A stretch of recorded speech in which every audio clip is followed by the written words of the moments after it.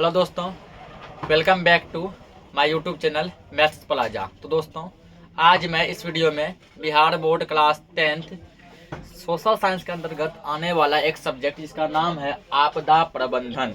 आपदा प्रबंधन यानी कि डिजास्टर मैनेजमेंट। यह सब्जेक्ट जो है भूगोल के अंतर्गत आता है ना। इसका आपदा प्रबंधन का कोई पर्सनल बुक नहीं है। भूगोल बुक जो है, भूगोल बुक में ही जो आपदा प्रबंधन भी घुसा हुआ है और जब एग्जाम में यह पूछा जाता है। आइए आज इससे जो है मोस्ट वीवीआई क्वेश्चन हम लोग देखते हैं। तो पहला क्वेश्चन दिया है कि बाढ़ के 4 कारणों का व्याख्या करें।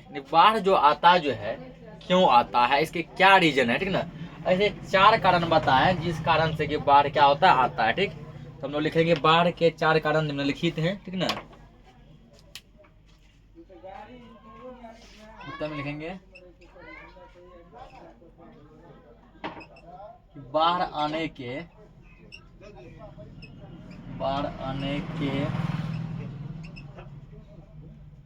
4 कारण, बाढ़ आने के 4 कारण निम्न है। बाढ़ आने के 4 कारण निम्न है। जिससे पहला क्या कारण है कि बाढ़ जो आता है गाँव घर में क्यों आता है। तो पहला है नदी में उफान। नदी में उफान, जब नदी में उफान काफी ज्यादा हो जाता है, जब नदी का पानी बहुत ऊपर चला आता है तो उसी कारण क्या होता है, बाढ़ आता है, ठीक ना। जब नदी पूरा भर जाता है, नदी का पानी जब पूरा ऊपर आने लगता है, नदी से बाहर निकलने लगता है, उसी कहते हैं नदी में उफान। और इसी नदी के उफान के कारण जो क्या आता है, बाढ़ आता है। दूसरा कारण क्या है, हिमगलन। हिम मतलब यहाँ बड़ा बड़ा पर्वत, पहाड़, पठार। तो गर्मी के मौसम में क्या होता है, सूरज की रोशनी बहुत ज़्यादा तेज होती है। तो सूरज की गर्मी पाकर जो है, सूरज की रोशनी से क्या होता है, बड़े बड़े जो है ना पहाड़ पर्वत वो क्या होते हैं, पिघल जाते हैं, गल जाते हैं। पिघल के वो किस में कन्वर्ट होते हैं, पानी में कन्वर्ट हो जाते हैं।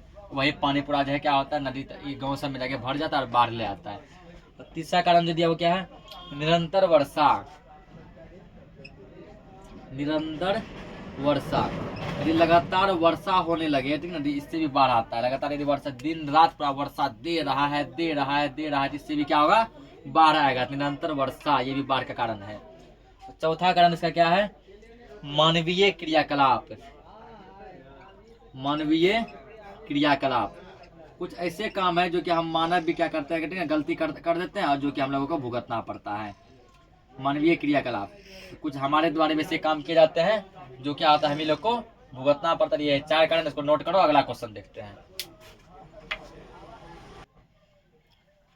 अगला क्वेश्चन दिया है कि भूस्खलन से बचाव के किन्हीं 2 उपायों का वर्णन करें।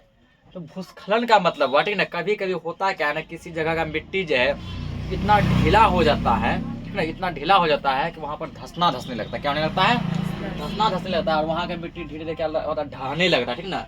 ऐसा क्यों होता है, ठीक, और इसके क्या उपाय कर सकते हैं। इसको बचाने के लिए ये जो है, ताकि भूस्खलन ना हो, धंसना ना धंसे। नदी किनारे सब क्या होता है, जैसे मान के चलो कि नदी इतना बड़ गया, ठीक ना, वो मट्टी जैसे ऐसे होता जाता है। फॉर एग्जाम्पल जैसे मान के चलो ये नदी है, ये क्या है, नदी है, ठीक ना। नदी किनारे सब भूस्खलन सब खूब होता है। नदी जब पहले बार देखते हैं हम लोग कि नदी मतलब इतना बड़ा है, जब 5 साल बाद जाते हैं नदी पर बढ़ जाता है। क्या होता है, ये मट्टी मतलब ढह है, इसमें गिर जाता है ना। अभी इतना कट गया, यहाँ से होने लगा, ये फिर ये जो और ढह गया, ऐसे ये सब मिल गया इधर, अब वो यहाँ से हो गया ना, फिर ये से इधर ढह के मिल जाता है, ये इतना बड़ा गड्ढा हो गया, ये भूस्खलन, ठीक है ना। मिट्टी जो क्या होता है, कटता जो है, मिट्टी कटता है, ढहता है, ठीक। तो यही सब क्या होता है, भूस्खलन। ये क्यों होता है, इसको कैसे बचा सकते हैं। तो बचाने का 2 तरीका हमको बताना है। बचाने क्या करना है, 2 तरीका हमको बताना है कि भूस्खलन को कैसे हम लोग रोक सकते हैं। और देखते हैं इसका 2 तरीका क्या क्या है।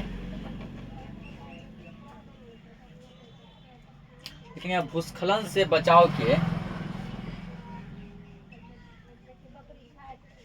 भूस्खलन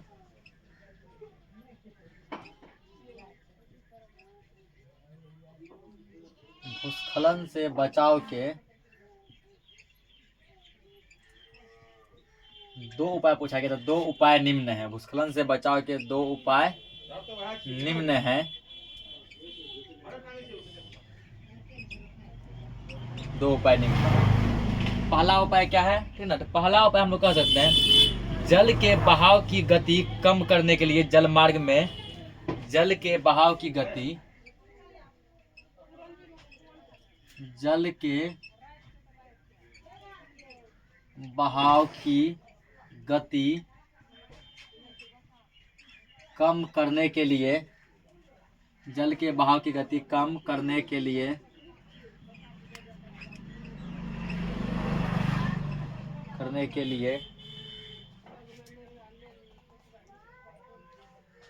जल मार्ग में बांध का निर्माण करना। जल मार्ग में बांध का निर्माण करना।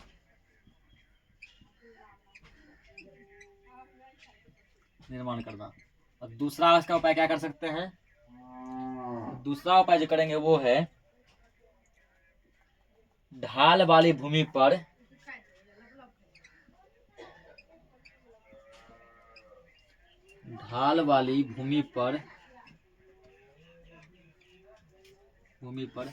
वृक्षारोपण करना। अब दोनों पॉइंट हम लोग समझते हैं, दोनों पॉइंट ये क्या है।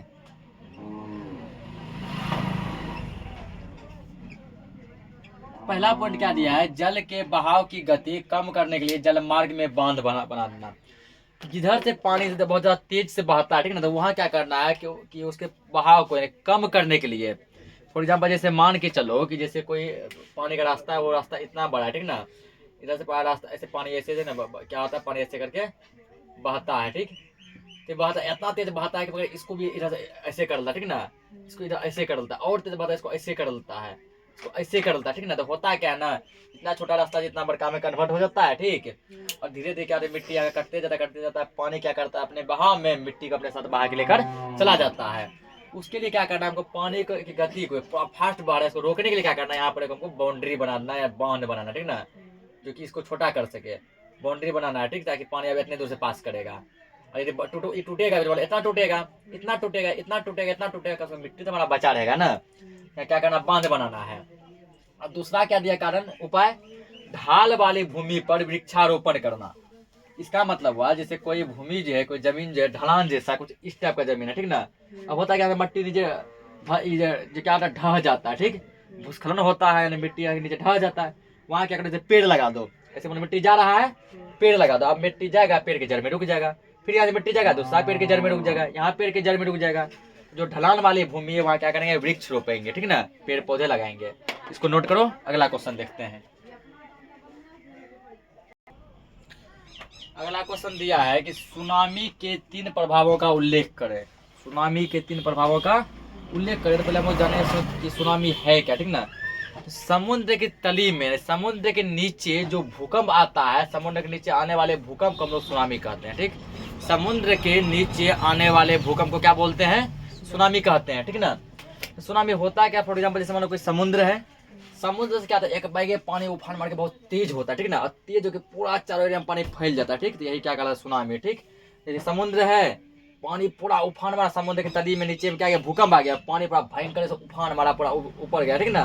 तो वो क्या होता है, इधर छिटका कुछ पानी, कुछ इधर छिटका, जिसके कारण क्या होता है ना, अगल बगल के आसपास में इलाके में किसी का घर बस्ती, ठीक ना, कोई सामान, नाव, ये सब क्या होता है, पानी में ढह के सब बर्बाद हो जाता है, ठीक ना। भाई पानी पूरा भारी मात्रा में पानी ऐसे आता है, ठीक ना। समुद्र के तली में जो भूकंप आता है वही क्या कहलाता है, सुनामी कहलाता है, ठीक। इसके क्या, इससे क्या क्या मतलब प्रभाव देखने को मिलता है, सुनामी से क्या क्या मतलब बर्बादी होता है, ऐसा 3 बर्बादी को लिखना है, ठीक ना। सुनामी का 3 बर्बादी को लिखना है, इसमें लिखेंगे सुनामी से होने वाले, सुनामी से होने वाले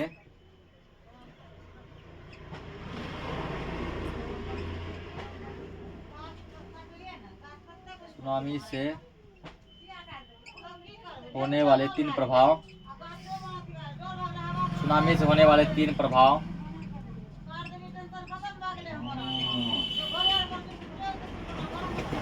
3 प्रभाव निम्न है, ठीक है। सुनामी से क्या क्या हमको क्षति देखने को मिलता है, 3 क्षति इस प्रकार। पहला देखो, पहला क्या है,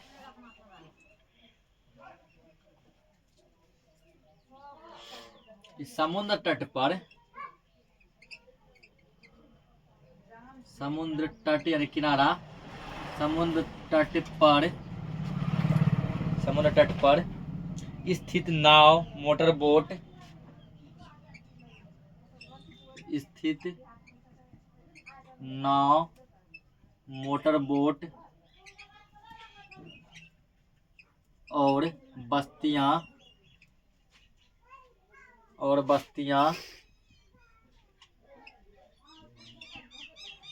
बर्बाद हो जाती है, बर्बाद हो जाती है। तो सुनामी जो आता है तो समुद्र तट भी, जब भी सुनामी आता है कहाँ आता है? समुद्र में आता है, ठीक ना। तो समुद्र के किनारे जो नाव है, मोटर बोट है, कोई बस्ती यदि बसा हुआ है, छोटा मोटा गांव गांव बसा हुआ है, ठीक ना। तो सुनामी जब आता है सबको क्या करता है? अपने चपेट में ले लेता है, सबको पानी में क्या करता है? विलीन कर देता है, सबको तहस नहस बर्बाद हो जाता है। तो दूसरा इसका प्रभाव क्या देखने को मिलता है? तो दूसरा इसका प्रभाव है कि समुद्र तट पर बैठे, समुद्र तट पर बैठे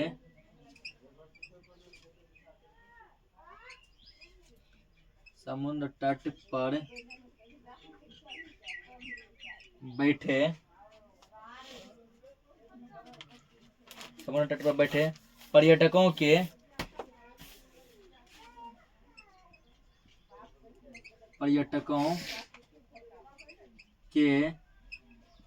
जान माल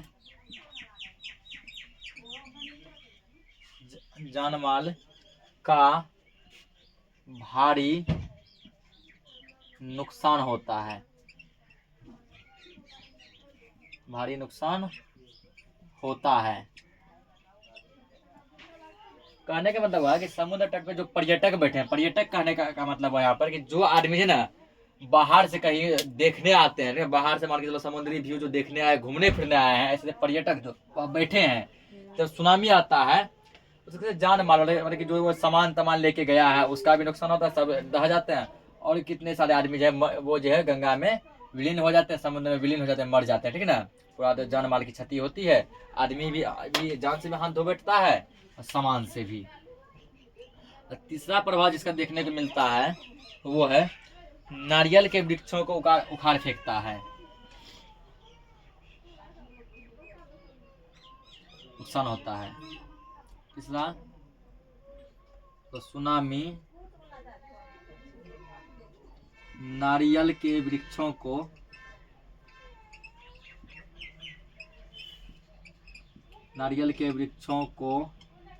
उखाड़ फेंकता है,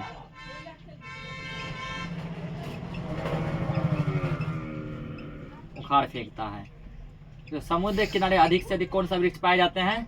नारियल के वृक्ष ना। जब फिल्म सब में भी देखा हुआ समुद्र सबका जब भी सीन आता होगा तो वहाँ नारियल के पेड़ ज्यादा रहते हैं ना। जब सुना भयंकर मात्रा सुनामी जब आता है इतना पावरफुल होता है कि नारियल के पेड़ को उखाड़ के साथ फेंक देता है। तो ये है 3 इसका प्रभाव, इसको नोट करो। अगला क्वेश्चन देखते हैं।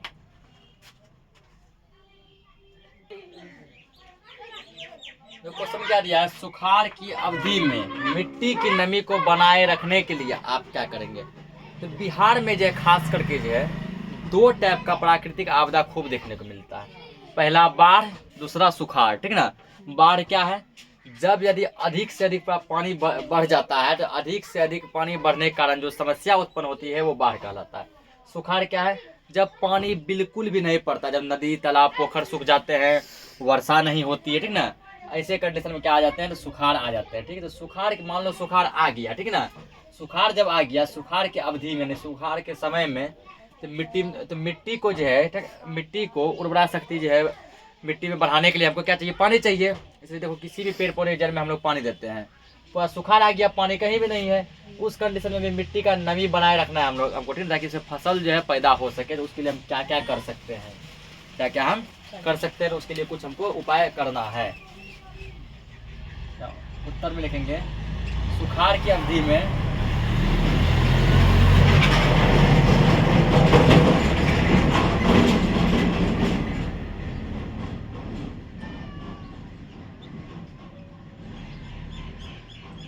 सुखाड़ की अवधि में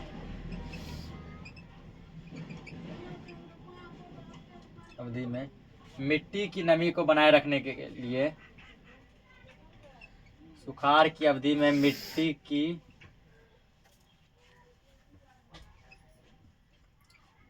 नमी को बनाए रखने के लिए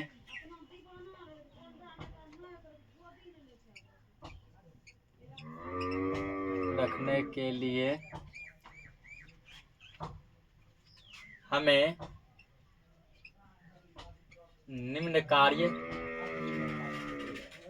निम्न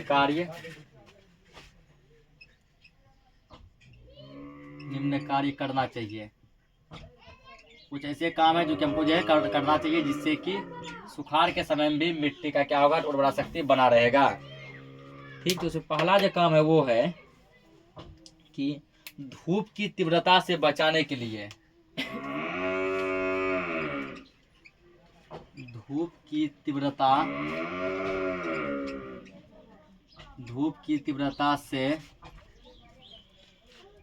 तीव्रता से बचाने के लिए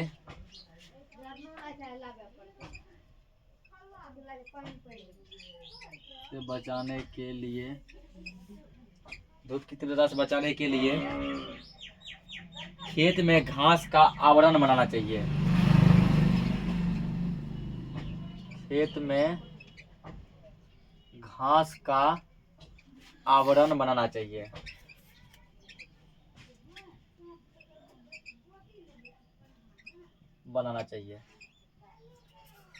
इसका मतलब है सुखाड़ के समय में खेतों को पानी तो मिल नहीं रहा है, ठीक ना, तो उसको केवल क्या मिला, धूप मिल रहा है, वो भी अधिक से अधिक मात्रा में। यानी धूप की तीव्रता बहुत ज़्यादा तेज है, धूप में हिटनेस से गर्मी है, जो कि मिट्टी को और ज़्यादा क्या कर देगा, बर्बाद कर देगा।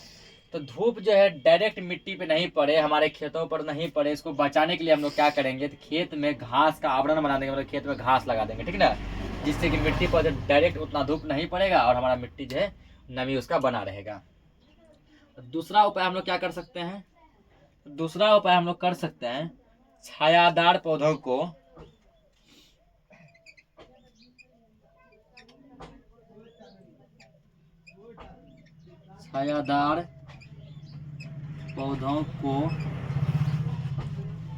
मेड़ पर लगाना चाहिए।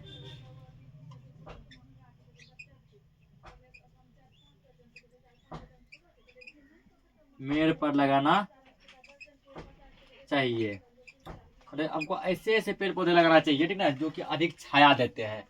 जैसे बरगद का पेड़ हो गया, ठीक, पीपल का पेड़ हो गया, ऐसा पेड़ क्या लगाना चाहिए, मेड़ पे, और खेतों के आड़ जिसको कहते हैं ना, उस पे लगाना चाहिए। और तीसरा जो उपाय कर सकते हैं वो कर सकते हैं हम लोग, खेत को पुआल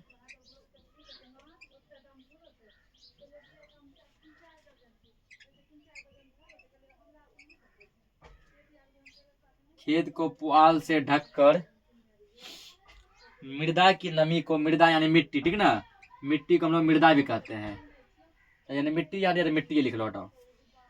खेत को पुआल से ढककर मिट्टी की नमी को संरक्षित करना चाहिए। संरक्षित मतलब बचा कर रखना चाहिए, संरक्षित करना चाहिए। इसको नोट करो, अगला क्वेश्चन देखते हैं।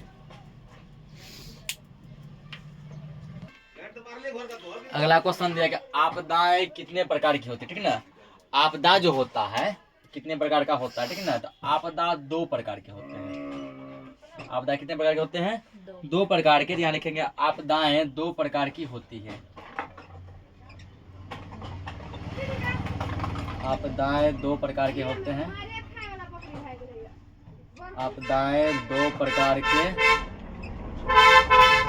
ठीक ना, कितने प्रकार के होते हैं, 2 प्रकार के, ठीक। कौन कौन, पहला होता है प्राकृतिक आपदाएं। पहला कौन सा होता है, प्राकृतिक आपदाएं, दोनों समझते हैं अभी। और दूसरा होता है मानव जनित आपदाएं, ठीक है। दूसरा क्या होता है, मानव जनित आपदाएं।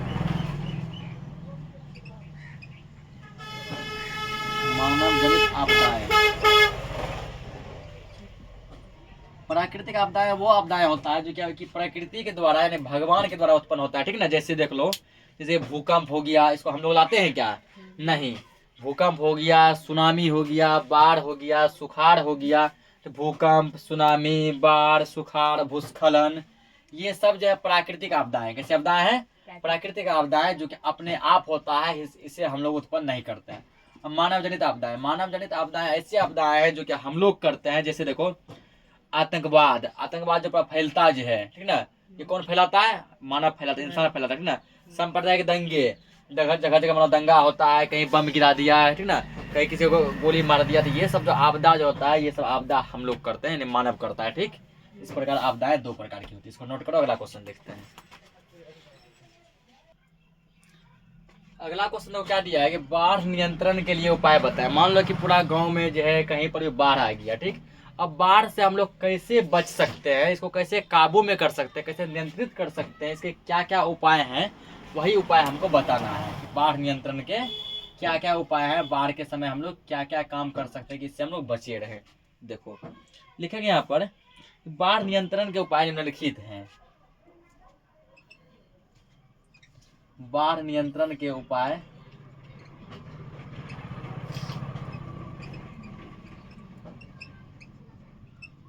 निम्नलिखित हैं।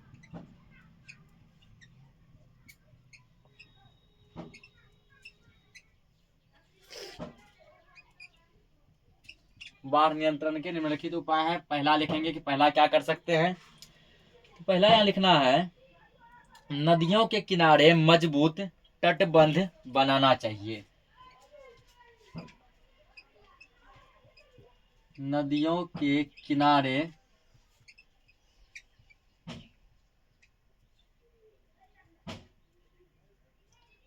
किनारे मजबूत तटबंध बनाना चाहिए।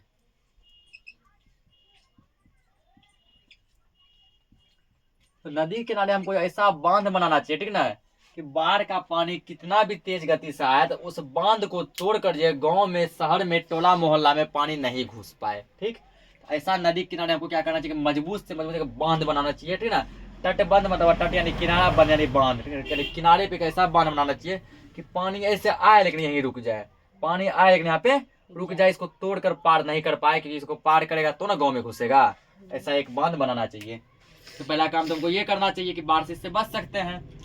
दूसरा काम और क्या करना चाहिए, बांध बनाकर नदी के पानी के बहाव को नियंत्रित करना चाहिए। तो वही लिखाइए दिए। अगला, वृक्षारोपण करना चाहिए।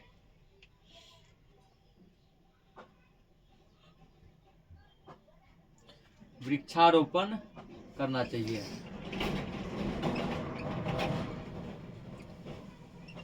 वृक्षारोपण करना चाहिए, मतलब अधिक से अधिक हमको क्या करना चाहिए, पेड़ लगाना चाहिए, ठीक ना। अधिक से अधिक पेड़ लगाना चाहिए, क्योंकि यदि मान लो पेड़ नहीं लगाएंगे तो क्या होगा, तो ताकि मिट्टी के साथ पानी बहकर नदी में न जा सके। यदि मान चलो पेड़ नहीं लगाएंगे तो पानी क्या होगा, मिट्टी के साथ बहकर नदी में चल जाएगा, पानी मिट्टी के साथ बहकर नदी में चल जाएगा। लेकिन यदि हम अधिक से अधिक मात्रा में पेड़ लगाते हैं तो पानी बह के आएगा, क्या होगा, पेड़ की जड़ में रुक जाएगा, पानी अपने साथ मिट्टी बहा कर लाएगा, पेड़ की जड़ में मिट्टी को रख देगा वहीं, ठीक ना। तो इसलिए अधिक से अधिक पेड़ लगाना चाहिए, वृक्ष लगाना चाहिए। तीसरा काम क्या कर सकते हैं, मकान ऊंचे स्थानों पर बनाना चाहिए। मकान ऊंचे स्थानों पर बनाना चाहिए, कि नीचा स्थान में बनाएंगे फिर पानी तो उसमें घुस ही जाएगा। इसलिए ऐसा जगह पे बनाएंगे, ऊंचा जगह पे, जहाँ पर कि पानी जाने का संभावना नहीं रहे। मकान ऊंचे स्थानों पर बनाना चाहिए, जहाँ का जमीन पूरा ऊंचा हो, ठीक ना, जहाँ का जमीन पूरा ऊंचा हो कि पानी वहां पे ऊपर कितना भी बाढ़ आ जाए पानी ऊपर नहीं चढ़ पाए, ऐसी जगह पे हम लोग अपना घर मकान बनाएंगे। तो इसको नोट करो। अगला क्वेश्चन देखते हैं। अगला क्वेश्चन क्या दिया, देखो कि भूकंप और सुनामी के बीच अंतर स्पष्ट कीजिए, ठीक। भूकंप और सुनामी में क्या अंतर है, भूकंप और सुनामी में क्या अंतर है, दोनों के बीच क्या डिफरेंस है, ये हमको बताना है। उत्तर इसका लिखेंगे हम लोग, आंसर लिखेंगे, आंसर में लिखेंगे कि भूकंप एवं सुनामी दोनों प्राकृतिक आपदाएं हैं। दोनों कैसी आपदा है, प्राकृतिक, ये दोनों हम लोग जो खुद नहीं करते हैं, ठीक ना, कि अपने आप होता है, भगवान के द्वारा किया गया ये आपदा है ना। जो आपदा भगवान के द्वारा होता है उसको हम लोग प्राकृतिक आपदा कहते हैं। भूकंप और सुनामी, भूकंप और सुनामी दोनों प्राकृतिक आपदाएं हैं, दोनों प्राकृतिक आपदाएं हैं। भूकंप और सुनामी दोनों कौन सी आपदा है? प्राकृतिक, मतलब ये खुद हम लोग नहीं करते हैं, ये अपने आप होता है। अब देखो भूकंप क्या है, लिखे जब पृथ्वी की आंतरिक गतिविधियों, जब पृथ्वी की आंतरिक, जब पृथ्वी की आंतरिक गतिविधियों,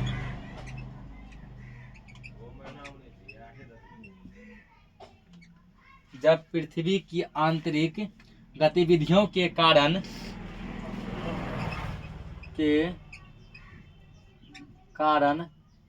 धरातल पर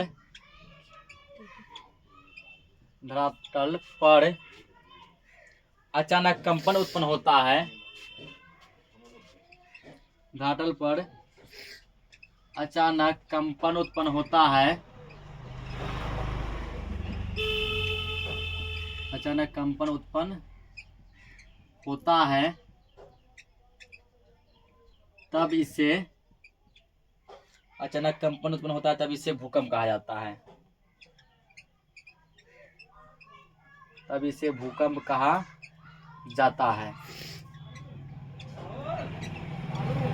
तो कहने का मतलब जब पृथ्वी के आंतरिक गतिविधियों का, जब पृथ्वी के अंदर जो है कुछ ऐसे क्रियाकलाप होते हैं, कुछ ऐसे प्रोसेस होते हैं, ठीक ना, जिस जगह धरातल पर मतलब पृथ्वी के ऊपर जिस पर के हम लोग हैं, यहाँ पर अचानक कंपन उत्पन्न हो जाता है, ठीक है। पृथ्वी के अंदर वाले भाग में कुछ ऐसे गतिविधि होते हैं जिसके कारण कि पृथ्वी के ऊपर जो धरातल पे से कंपन उत्पन्न होता है, यही कंपन क्या कहलाता है? भूकंप कहलाता है। ये कंपन क्या कहलाता है? भूकंप कहलाता है। अब देखो सुनामी क्या है, इसी में लिखेंगे जब इस प्रकार का कंपन, जब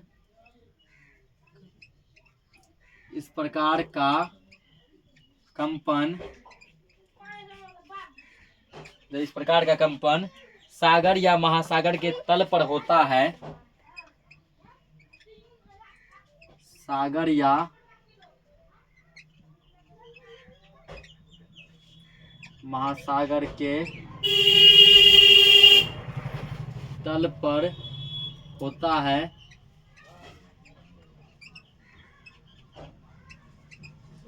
तब इसे सुनामी कहा जाता है, तब इसे सुनामी कहा जाता है।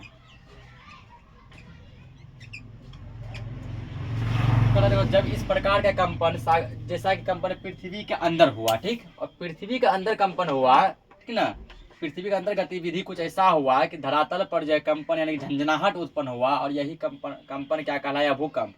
जब इस प्रकार का गतिविधि जो है कहाँ होता है? सागर या महासागर के अंदर होता है, इसको हम लोग सुनामी कहते हैं।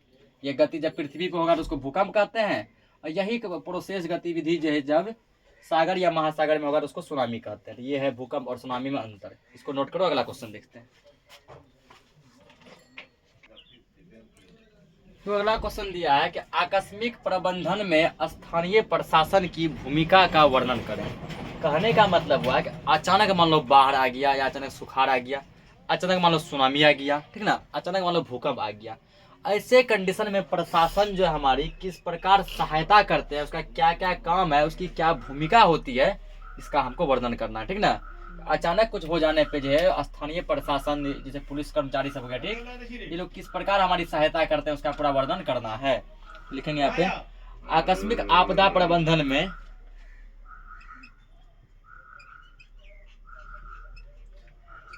आकस्मिक आपदा प्रबंधन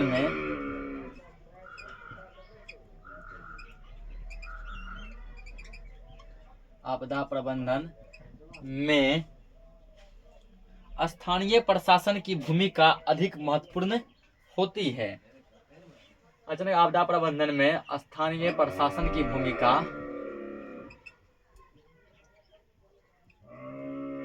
स्थानीय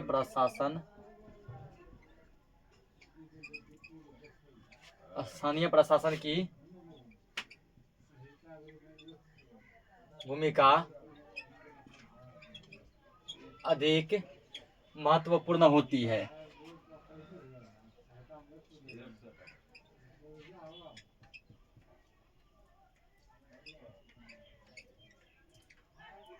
महत्वपूर्ण होती है, ठीक ना। आकस्मिक आपदा प्रबंधन में स्थानीय प्रशासन की भूमिका अधिक महत्वपूर्ण होती है। अचानक मान लो कुछ आ गया, बाढ़ आ गया, सुखाड़ आ गया, ठीक, भूकंप आ गया, सुनामी आ गया, तो उसमें जो स्थानीय जो प्रशासन जो होते हैं उसकी भूमिका काफी ज्यादा बढ़ जाती है, उसके ऊपर काम बहुत ज्यादा हो जाता है। जैसे देखो, सीधे आकस्मिक आपदा की स्थिति में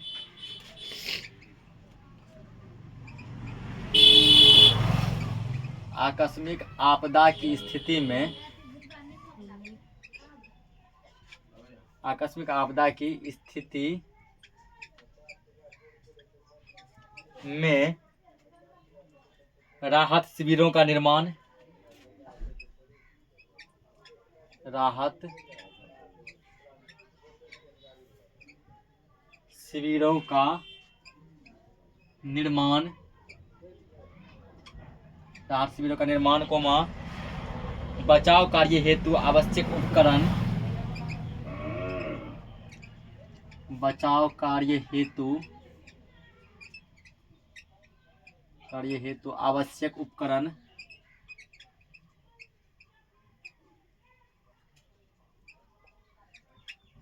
उपकरण कोमा प्राथमिक उपचार की सामग्रियां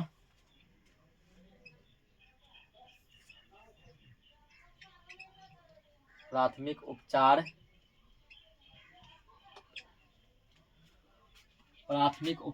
की सामग्रियां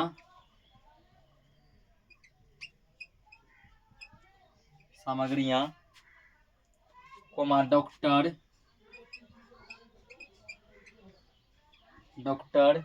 कोमा एम्बुलेंस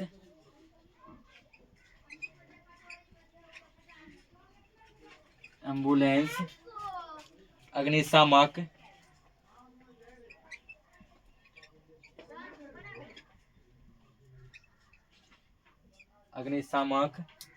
इत्यादि की व्यवस्था जितना शीघ्र एवं बेहतर तरीके से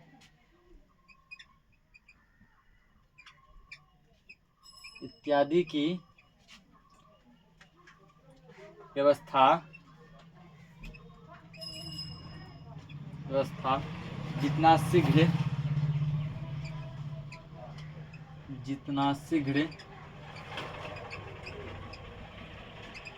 एवं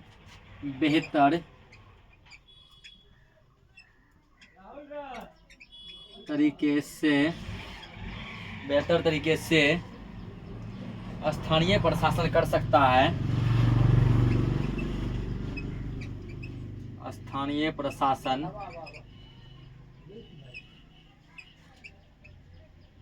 कर सकता है उतना कोई और दूसरा नहीं उतना और कोई दूसरा नहीं उतना और कोई दूसरा नहीं कर सकता है समझो इसको। चलिए, आकस्मिक प्रबंधन में स्थानीय प्रशासन की भूमिका का वर्णन करें। अचानक मान लो कोई भी आपदा हो गया तो स्थानीय जो प्रशासन जो है उस समय प्रशासन की क्या भूमिका होती है, वो क्या काम करते हैं। आकस्मिक आपदा प्रबंधन में स्थानीय प्रशासन की भूमिका महत्वपूर्ण होती है, मतलब उस पर बहुत सारे काम आ जाते हैं। जैसे देखो, आकस्मिक आपदा प्रबंधन की स्थिति में राहत शिविरों का निर्माण करना। कोई ऐसे शिविर बनाते हैं, ठीक ना, जहाँ की सभी आदमी को राहत मिलता है, मतलब खाने को भोजन मिलता है, उसके बाद रहने को ऊंचा जगह वगैरह देता है, ठीक ना, कुछ कपड़े सभी दिए जाते हैं, ये मिलता है। बचाव कार्य हेतु आवश्यक उपकरण। कोई व्यक्ति मान लो जैसे बाढ़ आ गया और बाढ़ के पानी में फंसा हुआ है, तो उसको बाढ़ के पानी से निकालने के लिए या किसी भी कंडीशन से निकालने के लिए जो उपकरण जो सामान चाहिए उसका भी व्यवस्था कौन कराता है? स्थानीय प्रशासन ही करवाता है। प्राथमिक उपचार की सामग्रियां। प्राथमिक उपचार मतलब हुआ है जैसे मान लो किसी को चोट घाट लगा है, ठीक, तुरंत उसको जस्ट फास्ट में इलाज कैसे करेंगे, तो उसको कहते हैं प्राथमिक उपचार यानी फर्स्ट एड। इसमें क्या क्या होता है, हैंडी प्लस होता है, एक पट्टी होता है, ठीक ना, उसके एक महलम यानी कि पेस्ट होता है, ठीक, और उसके बाद एक बैंडेज वगैरह ये सब होता है, ताकि आदमी को तभी भर के लिए जस्ट राहत मिल सके, इतना उसका उपचार कर सके कि वो डॉक्टर के यहाँ जाने के लायक हो सके, ठीक। तो उसके बाद फिर डॉक्टर की व्यवस्था करवाते हैं। जो आदमी ज़्यादा सीरियस है उसके लिए एम्बुलेंस की व्यवस्था करवाते हैं। यदि मान लो अचानक देखो यदि कहीं आग उग लग जाता है, ठीक ना, तो अचानक आग लगना भी क्या है, मान लो इस तरह का लगभग प्राकृतिक आपदा ही है। तो उसमें क्या करता है, अग्निशामक यानी कि दमकल का व्यवस्था करवाते हैं। देखो दमकल को जैसे फोन करेगा तो फास्ट में आता है ना। ये सब व्यवस्था जितना बेहतर तरीके से, जितना शीघ्र जल्दी स्थानीय प्रशासन के अगल बगल का जो प्रशासन जो करता है, ठीक ना, उतना और कोई नहीं कर सकता है। तो आज के लिए इस लेक्चर को इतना ही रखते हैं, मिलते हैं फिर नेक्स्ट लेक्चर में और भी क्वेश्चन के साथ। तब तक के लिए जय हिंद।